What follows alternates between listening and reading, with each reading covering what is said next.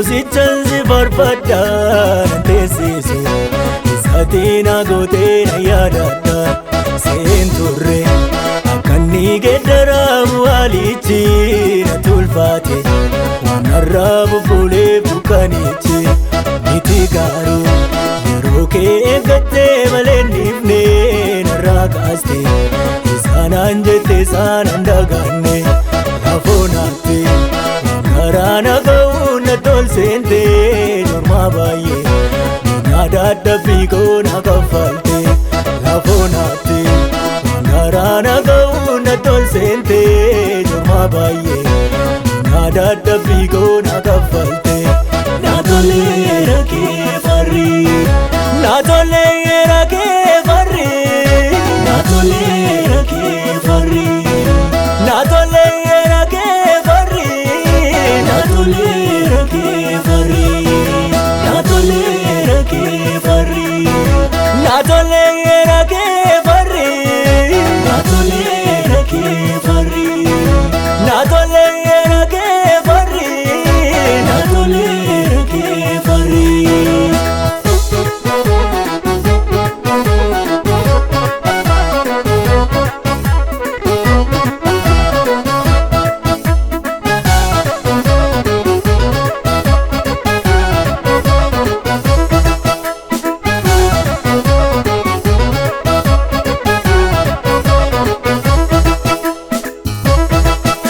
Bokuun ol qabadhee kunoo guyyaa ka'ee dukkaana injifatee biiftuu haara ba'ee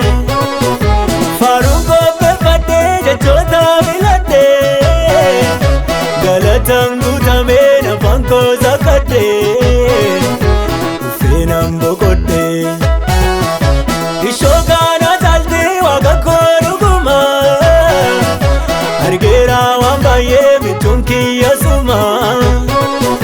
gammachuun koonumuu dabalaa bula eebba kana dhiisee alamaan ilaala si qofaafan bula.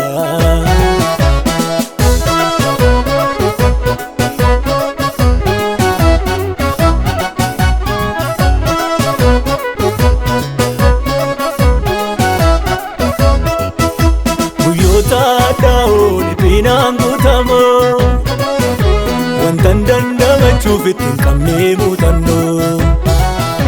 qarqaraa du'aatii anaa hunda dhiisee imalaa dhaabatee situtti buusisee siifan barbaachisee yaadannoo naa ta'ee wanta hin daganne seenaa achi fagoo hin irraanfatamne. Ofii na taate waan na barbaachisu jireenyi koo kanaaf gooftaa siin balleessu muraaf hin fakkeessu. Na toleera kee farri na toleera kee farri na toleera kee farri na toleera kee farri na toleera kee farri na toleera kee farri. Na toleera kee farri na toleera kee farri na toleera kee farri na toleera kee farri.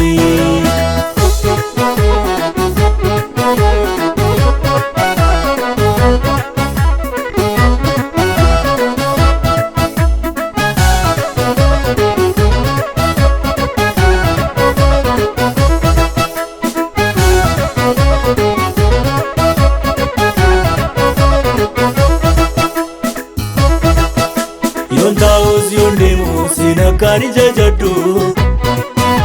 Yesuus koo si godhee an ofiin kuusadhu garaa siin dhokfadhu umurii naaf laattee suma afaan hojjedha jireenya ta'uu kee mul'isuuf nan kadha si faanaan jiraadha. Yoon taa'us yoon deemu siin akkaan jajadhu Yesuus koo si godhee an ofiin kuusadhu garaa siin dhokfadhu